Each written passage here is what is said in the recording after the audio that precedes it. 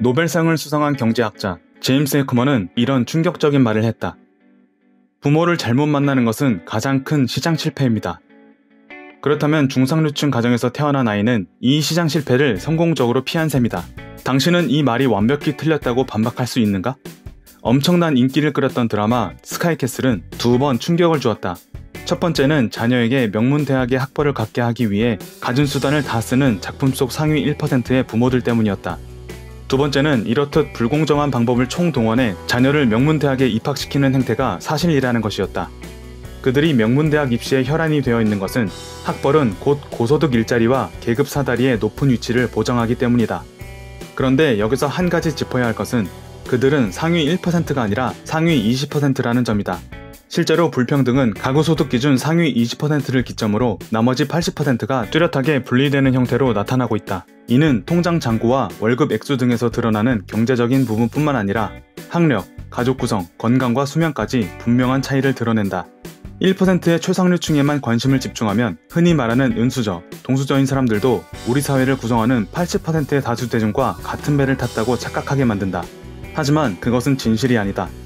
상위 20%의 중상류층이 설치한 유리바닥은 견고하다. 한국 사회의 오피니언 리더를 자처하는 지식인과 사회 지도층이 앞다투어 재벌과 상위 1%의 부자들을 비판하는 모습은 낯설지 않다. 그들이 입으로 정의를 말하는 것과는 달리 실제로는 자신들의 이익을 챙기고 자녀들에게 특권을 물려주려는 위선적인 모습 또한 자주 목격된다. 특히 공직자의 청문회에서 부동산 투기나 아이를 위한 위장 전입 이력이 별일 아닌 관행으로 받아들여지기도 한다. 이코노미스트 올해의 책으로 선정되며 미국 사회에 큰 반향을 일으켰던 20대 80의 사회의 저자 리처드 리브스는 이렇게 말한다.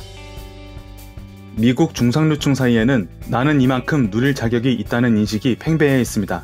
나의 지위는 나의 능력 덕분이므로 마땅히 나의 것이라고 확신하고 있기 때문이죠. 미국 중상류층은 나머지 대중으로부터 확연하게 분리되고 있습니다. 그렇기에 최상위 1%와 나머지 99%의 대결 구도를 고수하는 기존의 프레임에서 벗어나 상위 20%인 중상류층을 중심으로 불평등 구조를 다시 봐야 합니다. 특히 교육 부분에서 이 불평등을 알아차리는 것은 정말로 중요합니다. 불평등은 어린 시절에 시작되며 세대를 거쳐 전승되기 때문이죠. 계급 분리는 노동시장에서 가치가 인정받는 능력을 발달시킬 기회가 중상류층에 압도적으로 많기 때문에 발생합니다. 심지어 중상류층은 불공정하게 기회를 사재기 하는 경우도 있습니다. 철학자 애덤 스위프트는 어떤 부모를 갖게 될지는 전적으로 운이지만 어떤 자녀를 갖게 될지는 그렇지 않다고 말했죠. 중상류층의 아이가 유치원에 갈 무렵이면 이미 격차가 벌어져 있습니다. 그리고 이 격차는 초등학교, 중학교, 고등학교에서도 계속됩니다. 고등학교에 갈 나이가 되면 차이는 더 두드러지는데 중상류층 사람들이 다른 사람들보다 아이를 좋은 학교에 더 많이 보낸다는 것은 이제 놀랄 일도 아닙니다. 중상류층 아이들은 사립학교에 가든지 공립학교에 가든지 훌륭한 선생님 밑에서 양질의 교육을 받으며 학과 외의 교육 기회도 풍성하게 누리게 되죠. 이러한 기회의 차이는 사회 계급 간 불평등의 격차를 벌리는 데 일조합니다. 저는 우리가 노동시장에 강력한 규제를 도입해 불평등을 사후적으로 고치려 하기보다는 생애 첫 25년 동안 인적 자본을 축적하는 데에서 발생하는 격차를 줄이는 것을 목표로 삼아야 한다고 생각합니다.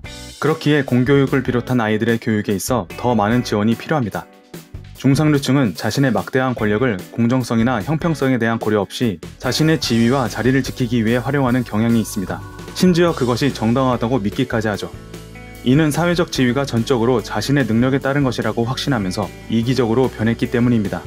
공정한 사회를 만들기 위해선 더 이상 상위 20%의 사람들이 최상위 1%의 뒤에 숨어 있으면 안 됩니다. 밖으로 나와 특권을 인식하고 권리에 합당한 책임을 져야 하죠. 우리는 양심을 깨우고 성찰해야 합니다. 그래야만 더 나은 세상을 만들 수 있으니까요.